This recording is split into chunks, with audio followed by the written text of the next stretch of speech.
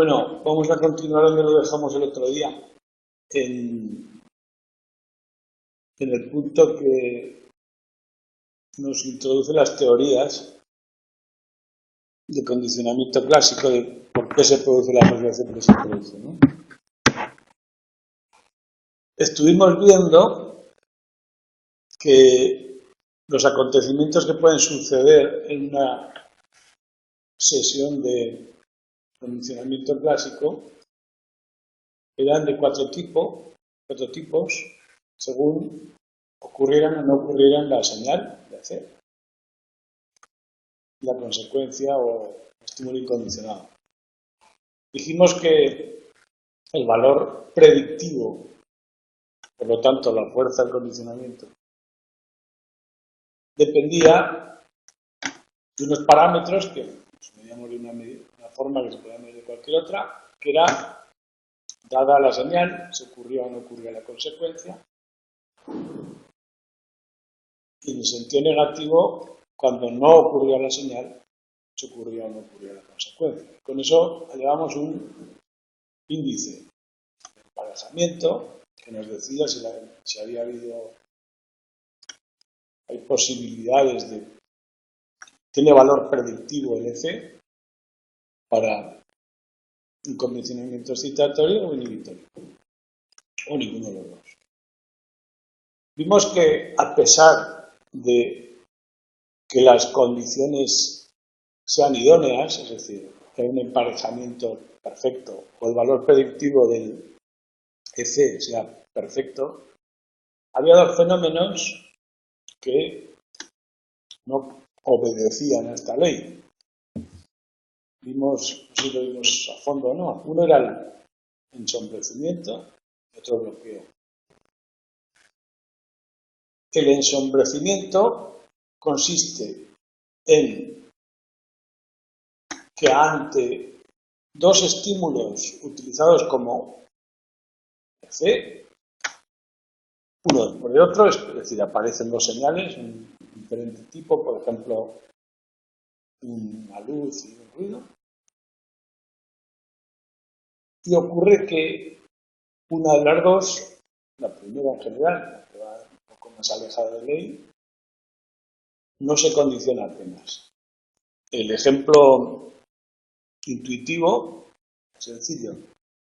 Si hay una luz y un sonido antes de una descarga, el sonido es muy predictivo. La luz también va a asociar a descarga, pero como el sonido ya predice lo que está ocurriendo ahí, lo que va a ocurrir, la luz gana poca fuerza, ¿no? Tiene poca. Bueno, esto se llama ensombrecimiento porque parece que uno de los estímulos, de los EC, ensombrece al otro, ¿no? En este fenómeno se puede dar una recuperación que consiste en una segunda fase.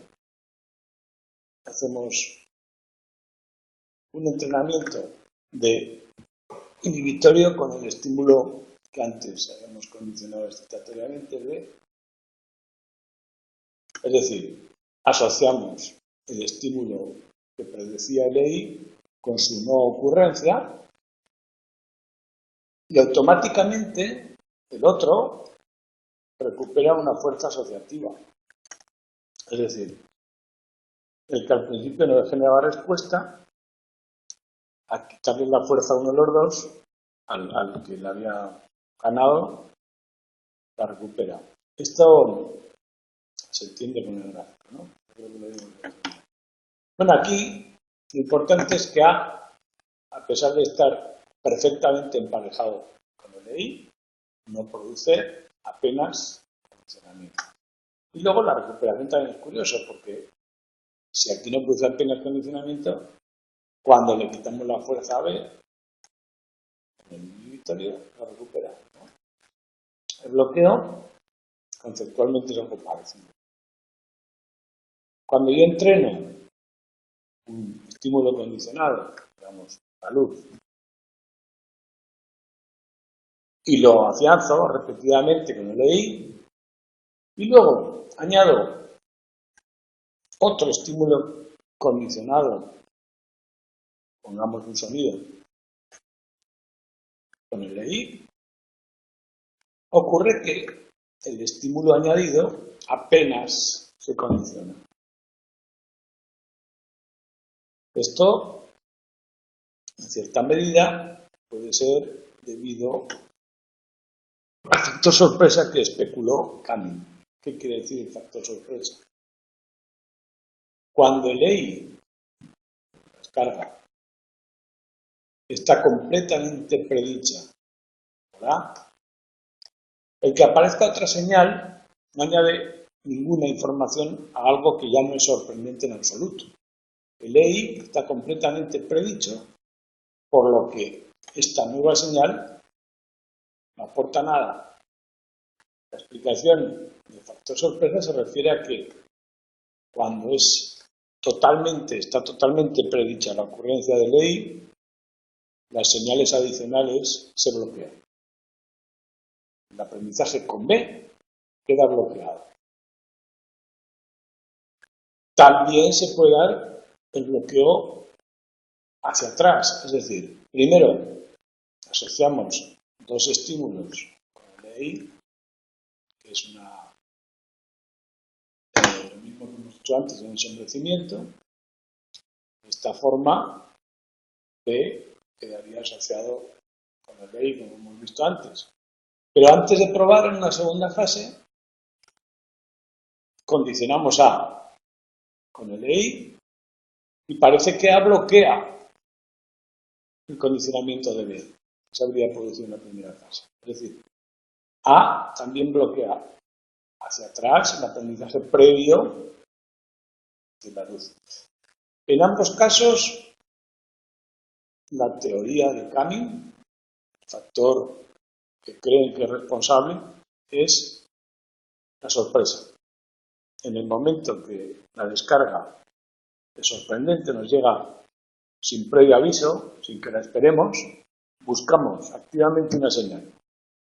Si llega ya con un aviso claro, que ya lo tenemos claro, el resto de las señales ni las analizamos, ¿no? No hay sorpresa, no hay análisis. Y aquí, en lo que hace atrás, pasa algo parecido. El EI está predicho por A, por lo tanto B ya no me dice nada, incluso lo borro, la asociación que haya podido producirse antes. Y aquí no se produce la asociación de B. Bueno, estos dos fenómenos, y alguno más complejo, hicieron que se buscaran teorías más allá de la simple tabla de contingencias que teníamos antes, que explicaran el por qué se producía de una forma u otra. El concepto de sorpresa, como mecanismo que explica o le da fuerza al aprendizaje, lo toman Rescorla y Wagner para construir una teoría que tiene ese elemento central de la sorpresa como explicación del aprendizaje. La forma de conceptualizarlo es matemática, o tiene una formulación más o menos matemática, pero no tiene un sentido matemático, más bien es una teoría conceptual, como podemos ver aquí ahora mismo. Para Rescorla y Wagner, cada vez que nos enfrentamos a un estímulo incondicionado, digamos, a un ensayo de aprendizaje, podemos aprender más o menos cosas sobre las señales que lo predicen en función de si es sorprendente o no. Si el estímulo incondicionado está totalmente predicho por alguna señal, no aprenderemos nada con él. Y si no está predicho, podemos aprender más. Entonces, dijeron, el incremento del valor asociativo, del valor predictivo en cada ensayo, depende del factor sorpresa multiplicado por unas constantes que dependen de la intensidad de una serie de parámetros del estímulo incondicionado y del estímulo condicionado. Digamos, aquello que hablábamos de la saliencia, ¿no? Lo fácilmente perceptible. Dijimos que la saliencia, cuando un estímulo es más perceptible, más importante para mí, la descarga o el estímulo incondicionado, perdón. En ambos casos aumentaba la capacidad de aprendizaje porque nos focalizábamos y la teníamos mejor, ¿no? Bueno, pues alfa y beta, aquí en la fórmula, son unas cifras que matizan ese valor. Por ejemplo, un estímulo, una descarga más intensa o más importante para mí, el estímulo incondicionado, o una señal muy visible o poco visible, harán que alfa sea mayor o menor. En general, para que beta, cuando utilizamos el laboratorio, beta, que se refiere al estímulo incondicionado, se suele poner 1 para que sea un factor neutro, ¿no? Con 1 sería una fuerza máxima, no matiza nada. El estímulo incondicionado es importante, por lo cual se le pone un valor que no máximo, ¿no? Y alfa, pues dependiendo del tipo de señal, será más o menos importante. Es un valor que ponemos nosotros teóricamente, ¿no? O se ajusta a fuerza de experimentos para ver cuánto. Una luz, por ejemplo, para un animal puede tener un valor alfa, pues 0,5, 0,6, 0,7, dependiendo de lo visible o saliente que sea para el animal. Esta cifra, técnicamente dependiente de los estímulos, no importa mucho en la teoría, solamente para que veamos que a más salientes sean los estímulos, más rápidamente se va a aprender, porque este número será más alto. Y este símbolo de aquí, el incremento del valor repetitivo, será más. Lo que importa es esta parte de aquí. Factor sorpresa. Lambda es el máximo valor sorpresa que puede tomar el estímulo incondicionado, es decir, el máximo capacidad de aprendizaje al que podemos llegar con un determinado estímulo incondicionado, unas determinadas condiciones estimulares para un determinado organismo. Y V de n-1 es el valor asociativo que hasta ahora tiene ese estímulo, el estímulo condicionado. Aquí estamos midiendo que el incremento del valor asociativo depende del anterior, ¿no? Cuando ha adquirido ya durante varios ensayos un valor asociativo alto, lo que nos queda por aprender, es decir, el factor sorpresa, es pequeño. Lambda es una constante, si no cambian las condiciones experimentales, es una constante que normalmente se le da el valor máximo de 1, para que la cifra oscile entre 0 y 1. Y esto va aumentando ensayo a ensayo, ¿no? Vamos a hacer un pequeño... Tenemos un caso hipotético. Tenemos 0,5 alfa, 1 beta. Esto sería la cifra inicial, o sea, el máximo que podemos alcanzar de aprendizaje de valor asociativo será 0,5. Bueno, pues el valor asociativo en un ensayo, vamos a pensar que estamos en el primer ensayo de aprendizaje. En el primer ensayo de aprendizaje, lambda es una constante, máximo, con un valor de 1, y hasta ahora el estímulo condicionado se supone que no tenía ningún valor predictivo, ningún valor asociativo. Por lo tanto, V de n-1 sobre 0, en este caso sería 0. Entonces, en el primer ensayo, V1, tenemos 0,5. Lo que se incrementa el valor asociativo de lambda. En el segundo tenemos 0,5, 1, pues incrementa. Y aquí seguimos teniendo 1. Ahora el valor del ensayo anterior, el valor de 1 es 0,5 menos 0,5. Vemos que el factor sorpresa, que antes valía 1, ahora vale 0,5. Entonces, tenemos que el incremento en el segundo ensayo es 0,25. O sea, es mucho menor que en el primero. Y en el tercero, el V, el incremento acumulado de V1 y V2, o sea, valor asociativo en V2, será estos dos sumados, 0,75. El factor sorpresa de aquí se reducirá a 1 menos 0,75, 0,25. ¿Veis cuenta? O sea, el valor asociativo va disminuyendo, o sea, el incremento del valor asociativo cada vez es menor. Al principio es muy grande y luego va disminuyendo. Esto desde el punto de vista matemático. Desde el punto de vista intuitivo es más sencillo. Pensemos. Si la primera descarga me sorprende completamente, me fijaré que había una luz que la predecía y pensaré que algo, a lo mejor tiene algo que ver.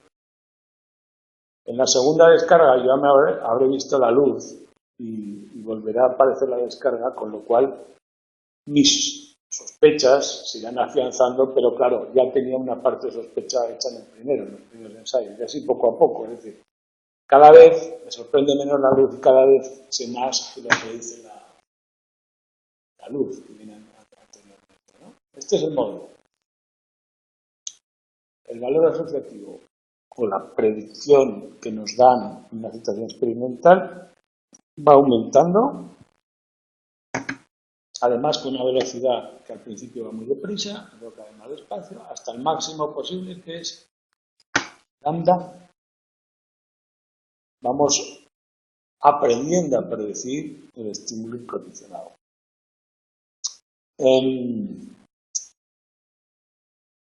La particularidad matemática de la teoría, que también es la lógica, es que este V-1, o sea, el factor sorpresa, el V-1 depende de todos los estímulos condicionados que pueden ayudar a predecir el incondicionado. Por lo tanto, si tenemos más de uno, más de una señal, el valor de los ensayos anteriores será la suma de cada uno de esos estímulos condicionados. Por ejemplo, tengo una luz y un sonido, el valor predictivo sumará ambos dos. Si uno de los dos, por ejemplo A, ha aparecido solo durante un tiempo y el valor y ha logrado el máximo valor predictivo, es decir, ha llegado a que el factor sorpresa sea 0, el aprendizaje ya no se incremente más. Entonces, el hecho de añadir otro ya no aumentará el aprendizaje y explicará el bloqueo y el ensombrecimiento. En este caso, que hay aquí en el ejemplo, si entreno A y entreno B para predecir una descarga, juntos irán disminuyendo porque el valor de ambos es mayor que lambda, irán disminuyendo hasta que ser como lambda. Es decir, según la fórmula, explica que cuando hay varias señales, varios EC en una misma situación, puede incluso disminuir el valor predictivo de alguno de ellos cuando otro ya explica perfectamente la ocurrencia, ¿no? En este caso, el bloqueo se explicaría de la siguiente forma. en el ensayo previo decíamos que entrenábamos un estímulo. Y llegaba un momento que el estímulo predecía completamente, la señal predecía completamente al incondicionado, entonces este incremento, el factor sorpresa es 0, y ya no puede haber más aprendizaje en esa situación.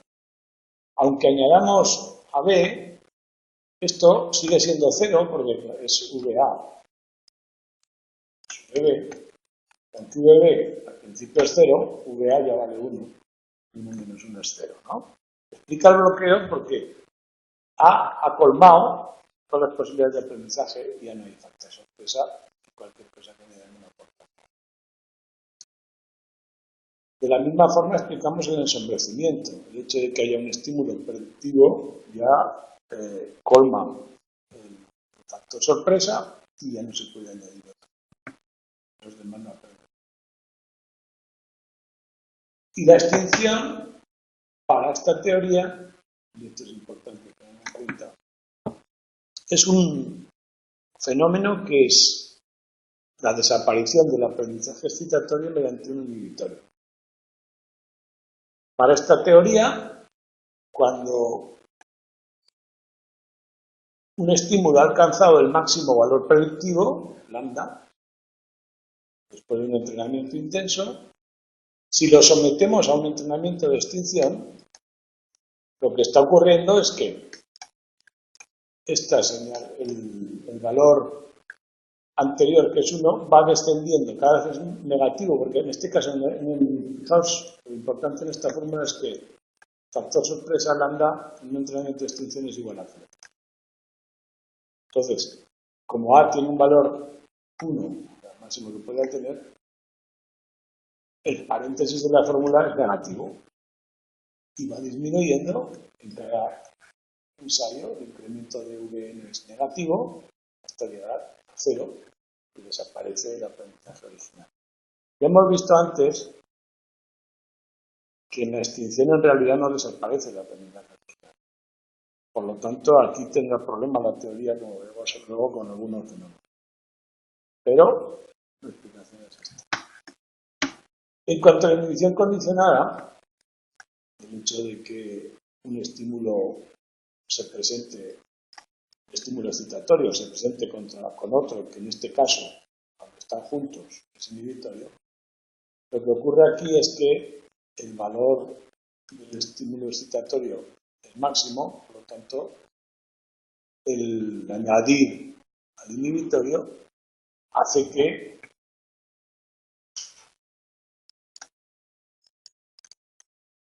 el valor del inhibitorio, que en principio es 0, va disminuyendo en negativo de la misma forma que hemos visto antes. En esta situación lambda es 0, menos 1 con el excitatorio,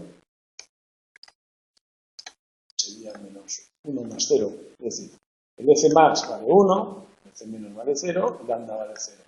Entonces el valor de F menos va disminuyendo, se va convirtiendo en inhibitorio. Y además en estos ensayos, paralelamente, el valor predictivo de F más también va bajando, se va extinguiendo poco a poco. Bueno, lo importante de esta fórmula, aparte de entender el mecanismo, es esta palabra, sorpresa, esta resta. Lo que produce el aprendizaje es el factor sorpresa. Lo que incrementa la fuerza asociativa del valor predictivo es el factor sorpresa. El factor sorpresa se mide en cada ensayo en función de los ensayos anteriores o de lo que hemos podido llegar a predecir en los ensayos anteriores. Y todo esto hasta un máximo de aprendizaje, que ocurre al principio, y modulado por las características de los estímulos, la saliencia de los estímulos. Si modificamos en un momento dado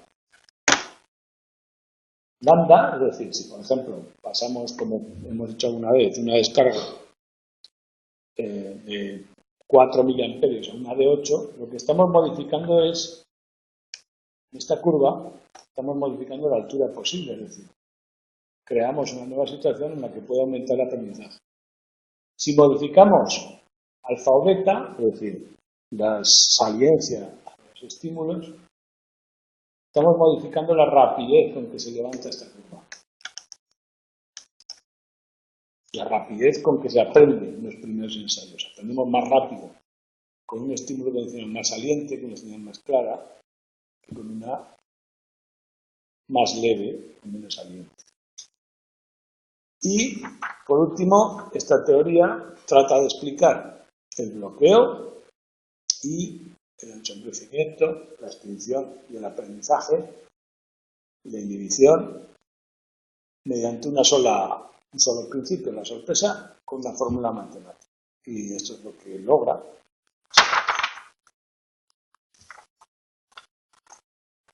Y así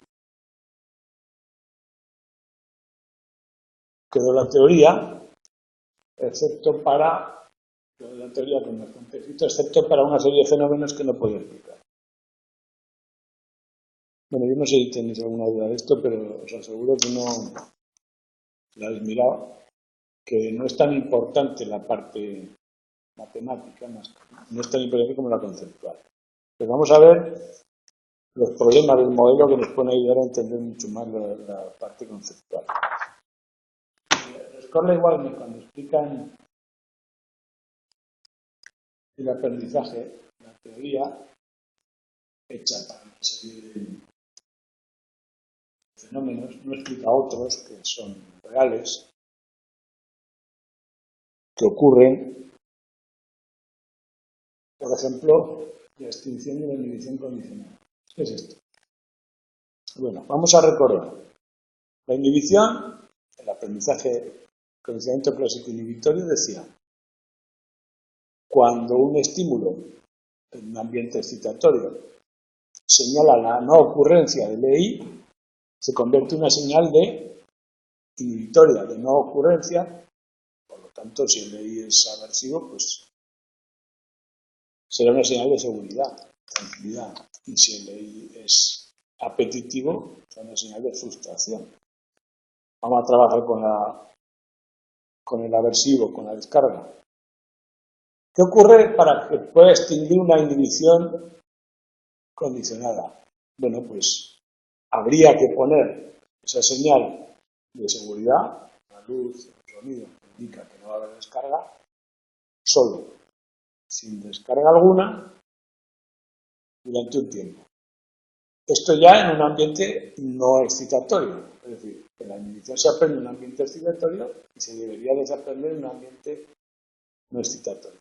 Según la teoría de Wagner, esto ocurriría que lambda, en un ambiente excitatorio, cero, y que en cada ensayo que yo presentara el EC solo, el valor de la sorpresa sería al principio 1, pero ahora sería menos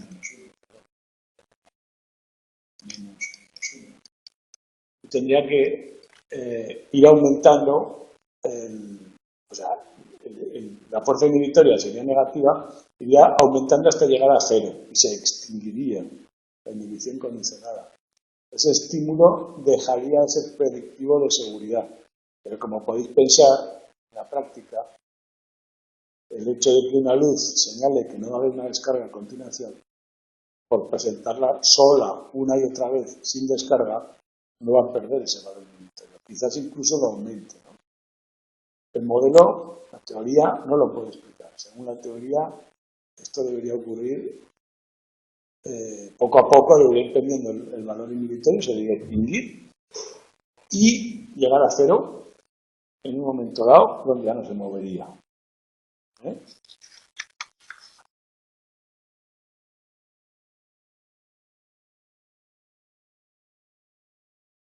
Esto quizás venga del supuesto hipotético de que excitación, o sea, aprendizaje y extinción son dos caras contrarias de la misma moneda. La teoría indica que inhibitorio y excitatorio son positivo y negativo y la extinción es llegar a 0 en ambos casos. Y como hemos dicho antes, esto probablemente no sea así. Bien, segunda cosa que nos explica, la inhibición latente. El otro día hablamos de esto. La inhibición latente es cuando hemos estado en contacto frecuente con una señal y eso impide que luego aprendamos rápidamente con ella. Es decir, una señal frecuente en el electrón es más difícil que la asociemos con un estímulo incondicionado. Para el modelo, la inhibición latente, o sea, la experiencia previa de un EC sin EI, no debería modificar para nada su fuerza asociativa. El primer ensayo que ocurriera con la ley se aplicaría la fórmula anterior directamente y debería aprenderse tan rápido como cualquier otro. Si no ocurre nada con ese EC antes, no cambia su valor asociativo. Eso no lo puede explicar la teoría, ¿no? El hecho de que aparezca un EC sin EI modifica su valor asociativo, cosa que no ocurre en la práctica. O sea, perdón, cosa que ocurre en la práctica, pero que no puede explicar la teoría esta. Tercero, el contrabloqueo. El contrabloqueo, hemos visto que el bloqueo era que el asociar un estímulo con una... Por ejemplo, vamos a poner el ejemplo de contrabloqueo más habitual. El malestar gástrico. Si nosotros asociamos un sabor con un malestar, puede ocurrir que al añadir otra señal de ese malestar, en vez de bloquearse la segunda señal, fortalezca a la primera o fortalezca el aprendizaje. Vamos a imaginar la situación con un olor y un sabor. Si alguien le administra un sabor y un malestar gástrico y luego le añado a ese sabor un olor característico y el malestar gástrico, se produce, en vez de un bloqueo, el olor no queda bloqueado, sino que el olor por sí mismo produce un aprendizaje mayor. Eso se llama contrabloqueo en casos especiales, como el ejemplo que ponemos, ¿no? Bueno, pues esto tampoco lo puede explicar la teoría.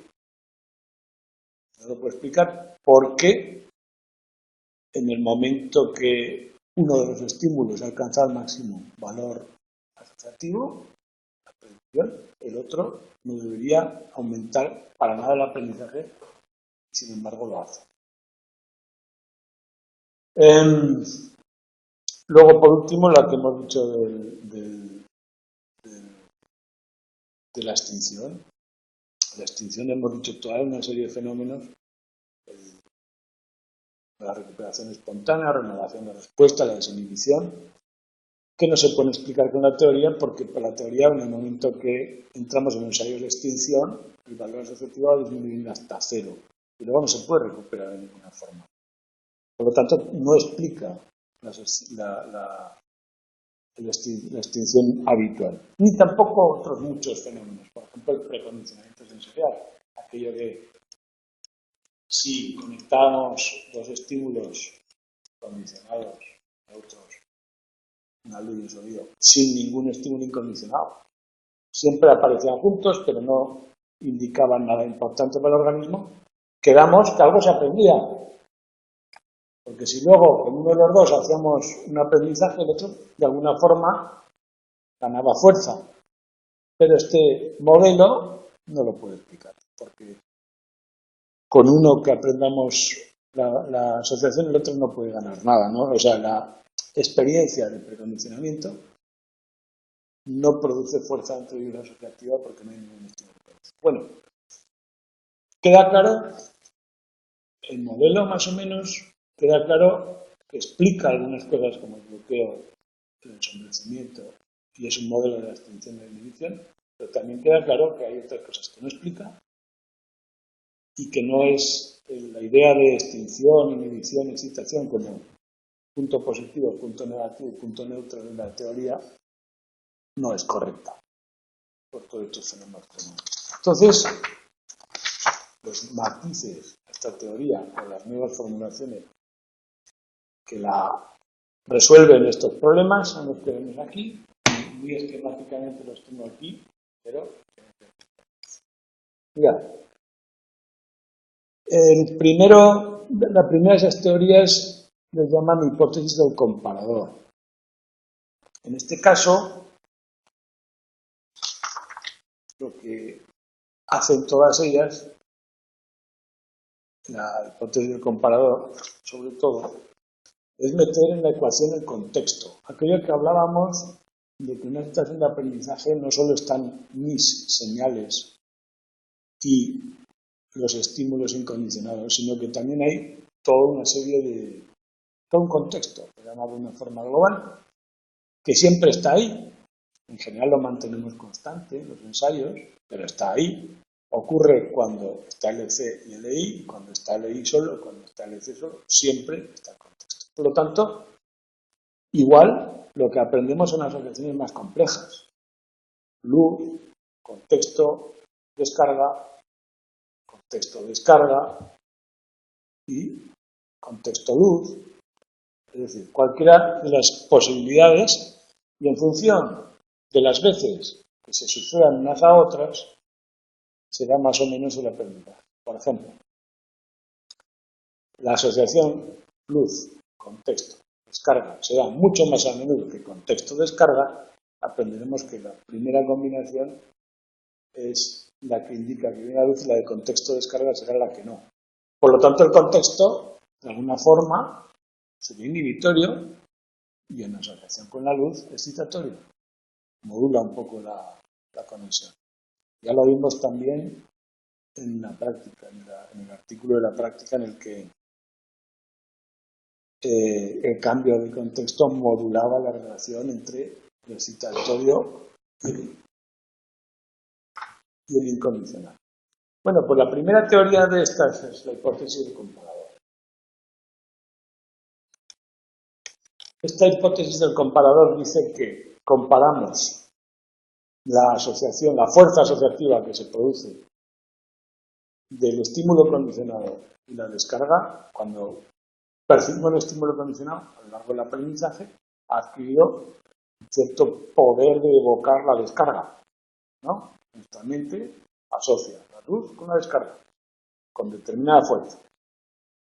Pero también las veces que se ha producido la descarga en el contexto sin que esté el estímulo condicionado, de alguna forma ha quedado en nuestra mente, y también las veces que se ha producido el estímulo condicionado y el contexto sin descarga ha quedado también fortalecida de alguna forma. Entonces, lo que hace nuestra mente es comparar las veces que ha ocurrido EC descarga con las veces, con la evocación de las veces que ocurrió en contexto con la descarga, es decir, sin el EC o el EC y el contexto sin descarga. Entonces, si la diferencia a favor del EC descarga es grande, reaccionaremos como una señal válida, si no, no. En este tipo de comparaciones, en el que añadimos el contexto para esta teoría del comparador, lo más importante es que nos demos cuenta que aquí no hay aprendizaje inhibitorio. Cuando decíamos antes que aparece el EC sin descarga o una señal que indica la no descarga, lo que está ocurriendo es un excitatorio entre contexto-descarga. Es decir, lo que está ocurriendo es que cuando hay descarga está el contexto como excitatorio. Nuestro modelo de que el EC indica la no descarga podría verse de otra forma. Todos los condicionamientos son excitatorios. Unas veces es el EC que produce la descarga o el contexto que produce la descarga. En un condicionamiento inhibitorio decíamos EC no descarga. No, sería contexto, descarga. EC, contexto. Esas serían las dos asociaciones excitatorias que se producen. Cuando aparece el EC, estará el contexto ahí. Cuando aparece la descarga, está el contexto ahí. Todas las asociaciones son excitatorias, no contemplan las inhibitorias. Compararemos la fuerza excitatoria del EC, la descarga, con la del contexto y la descarga, y si es mucho más potente, reaccionaremos y aprenderemos. Si son parecidas, el aprendizaje será nulo, Y si la mayoría de las descargas se producen con el contexto y no con el LC, será un aprendizaje inhibitorio. O sea, la hipótesis del comparador es la primera que introduce explícitamente el contexto como una tercera variable. Fijaos que hablamos del contexto como una variable global, como si fuera una sola cosa. El contexto probablemente sean muchas cosas. Nosotros procuramos mantenerlo constante para no contaminar los resultados, pero el contexto puede ser todas las variables, pueden ser varios ECs, muchos ECs sumados, ¿no? Habitualmente lo son. Entonces, asociamos todo eso que rodea al EC dentro de la teoría como un factor más que nos ayuda a predecir la situación. Todas las asociaciones son excitatorias para esta teoría. Y también, muy importante para esta teoría, es que siempre aprendemos algo en cada situación de aprendizaje. O asociamos el EC con la descarga, o el contexto con la descarga, siempre aprendemos algo. Otra cosa es que cuando la descarga se asocia con el contexto es imprevisible, lo que no manifestamos es ninguna conducta visible. Pero hay aprendizaje igual. El aprendizaje, para esta teoría, puede ser latente, no tiene por qué manifestarse en la conducta. De hecho, el que se manifieste o no en la conducta depende de si es predictivo o no, o si la comparación que nosotros hacemos merece la pena llevarla a cabo o no. Pero dentro de la comparación que hacemos en mente hay dos aprendizajes excitatorios, ¿no? Pues el bloqueo, los fenómenos de bloqueo, sabríamos que el estímulo segundo está asociado con la descarga, pero no respondemos porque ya tenemos el primero, la asociación con el primero, bueno, sería más complicado que explicarlo así, sería igual que poner el cuadro, el EC, a través del contexto, puede elicitar la EI con más o menos fuerza, podríamos poner aquí en medio de ese modelo el EC2, el EC3. En el bloqueo hay otro EC2 en medio. Entonces, en la medida que el EC predice la descarga y el EC2 no predice nada, se reacciona. Pero cuando cambiara un poco la situación, desapareciera, por ejemplo, el EC, el EC2 pasaría a tener más fuerza. Es decir, la hipótesis del comparador sí que explica fenómenos de bloqueo, como la de Scorla y Wagner, como la hipótesis de la sorpresa, pero además explica el aprendizaje latente y, por lo tanto, otros fenómenos como, por ejemplo, la extinción de la inhibición y todo lo que nos explicaba Scorla y Wagner, ¿no? Bloqueo y todo eso. Bien, lo resumo. Nos tiene que quedar claro. La hipótesis del comparador añade el contexto como un factor más que se condiciona excitatoriamente siempre, porque aquí siempre encontramos una asociación entre dos elementos que se predicen unos a otros, o sea, la descarga que ocurre sin señal, ahora ocurrió con la señal de contexto, y que el aprendizaje puede ser potencial o latente, no se tiene por qué manifestar en conducta, las asociaciones quedan grabadas y todas son excitatorias. Ya está, nada más. Aparece como una forma de superar los datos incongruentes de los correos. Luego, mucho más brevemente, explica tres teorías en realidad, que proponen hipótesis alternativas que también pueden ser interesantes. Una es el modelo atencional de McIntosh. Para entenderlo, lo mejor es ver el ejemplo experimental. Bueno, decimos primero la hipótesis o tesis de McIntosh. Dice: lo que determina el aprendizaje es el grado de atención que le dedicamos a los estímulos condicionados. Cuando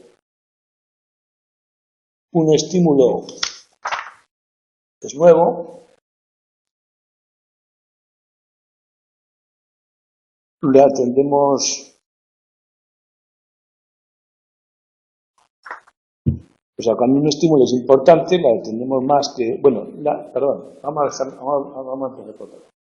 El factor clave para Rescorla-Wagner era el factor sorpresa. Para Macintosh es la atención que le prestamos al estímulo. Fijaos el experimento, vamos a ver el experimento.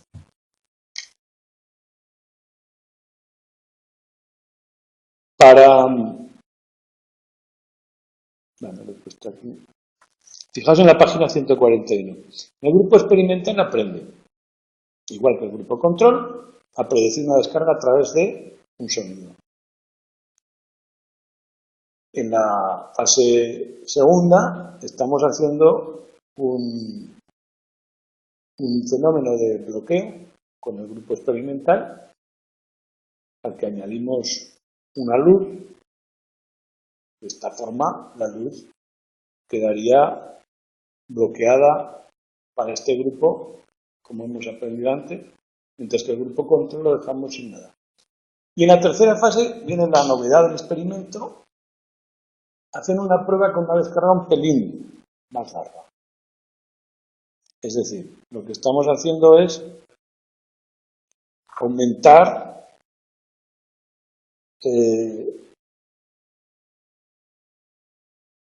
la intensidad de la saliencia del estímulo incondicionado. ¿Qué ocurre? Pues resulta que el grupo experimental, aunque aumenta el grado de descarga, la luz sigue produciendo apenas ninguna respuesta. Ha quedado bloqueada en el experimento de la fase 2, mientras que el grupo control no ha quedado bloqueada para nada y algo de experimento, o sea, al ser la descarga más larga, diferente del grupo anterior, o sea, que la serie anterior, tiene una cierta fuerza asociativa. ¿Cuál sería, qué prevería la hipótesis de Rescorla-Wagner? Para ellos, el añadir la luz en ambos casos, al aumentar la descarga, aumentaría lambda, la fase 3 aumentaría lambda, y los dos grupos aprenderían algo, por igual. Es decir, según la teoría de la sorpresividad, hay lugar para que aumente la sorpresa al aumentar la descarga en los dos grupos, y los dos deberían responder por igual. ¿De acuerdo? Sin embargo, lo que ocurre es que no responden por igual. ¿Por qué? ¿Qué ocurre al grupo experimental para que no haga caso a la luz? Según Macintosh, dejan de atender a la luz. La luz no informa de nada importante, por lo tanto le cortamos la atención. Bien, este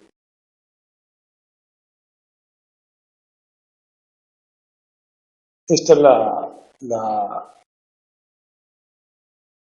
el punto crucial de las dos teorías, y el experimento que lo demuestra pues sería, bueno, con este experimento yo creo que se puede recordar perfectamente, ¿no? La previsión que haría Rescorla-Wagner es que se aprendería lo mismo, se aprendería un poco más en los dos casos, pero el grupo que la luz ha aprendido que la han bloqueado, es que el grupo control no se ha bloqueado, deja de atenderla. Ignoran los estímulos redundantes. Por lo tanto, según Macintosh, nosotros vamos eligiendo los estímulos condicionales que hay en el ambiente en función de su valor predictivo. A medida que un estímulo es más predictivo que otro, lo atendemos más. Y un estímulo que deja de ser predictivo lo borramos de nuestro ambiente, ¿no?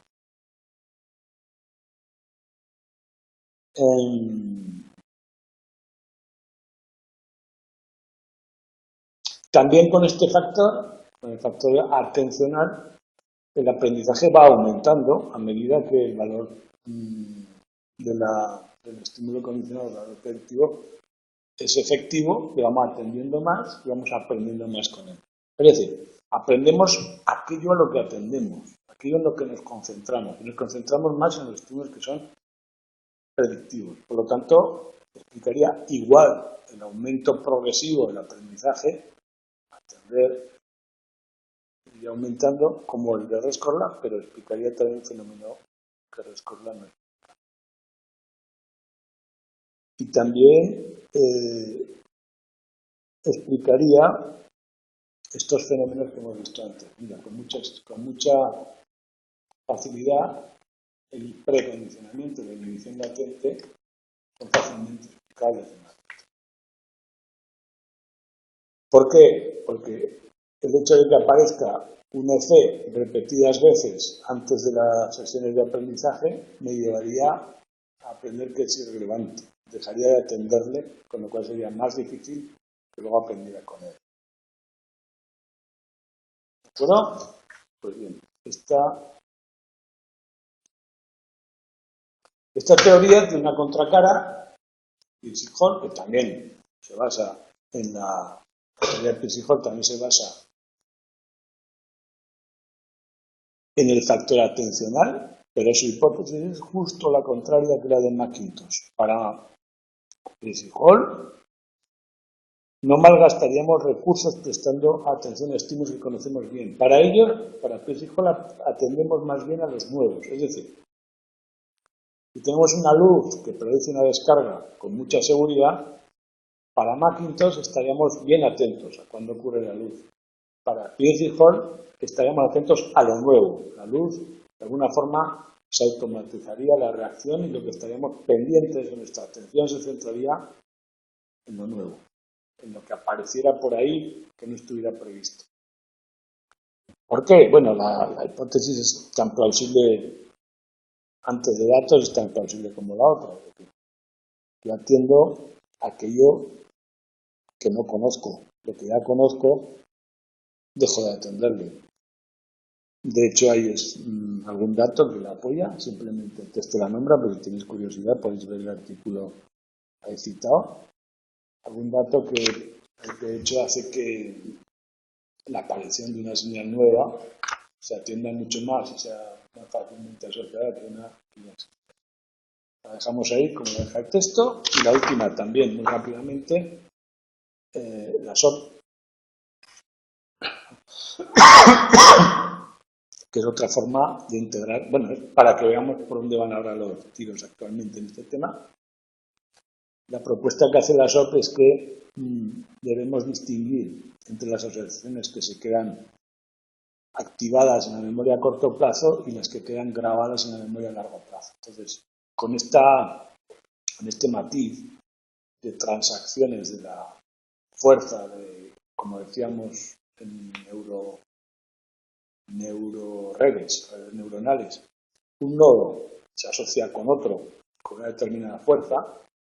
En este caso distinguimos la asociación instantánea, es decir, la activación actual de un nodo y de otro, y la resultante o la sedimentaria o la que queda a largo plazo, la facilidad, aunque se activa un nodo, que depende de registros de la memoria a largo plazo, la experiencia que hemos tenido anteriormente con ella. Entonces, para esta teoría hay dos tipos de activación, una intensa, la A1, y una residual, la A2. En la A1 están aquellos elementos que tenemos en nuestro entorno actualmente, importantes, pero solo se pueden tener pocos durante un corto periodo de tiempo y enseguida decaen al A2, a un nivel mucho más bajo, más periférica, menos focalizada, más casual. Y ahí pueden estar un poco más de tiempo, ¿no? Pues, ¿qué ocurre cuando tenemos un ensayo? Aparecen los dos nodos, se activan y en ese momento la memoria a corto plazo que los tiene delante coinciden y podemos aprender rápidamente. A medida que se van repitiendo estos ensayos, la fuerza residual irá fortaleciéndolos, la asociación, y se activarán cada vez con más facilidad.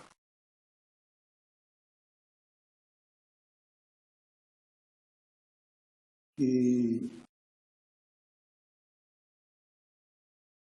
luego, en los ensayos de extinción o sucesivas experiencias con esos mismos estímulos, el nivel de activación pues será más bajo que si estuvieran los dos presentes. Por lo tanto, combinando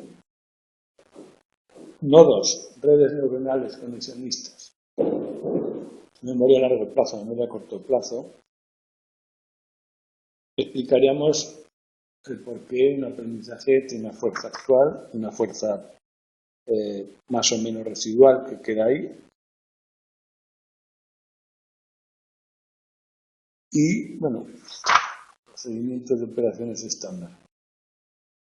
Y también los nodos aplicables al contexto. Simplemente ver por encima que podemos casar de alguna manera los resultados que hemos visto antes, ampliando la teoría con estos dos matices.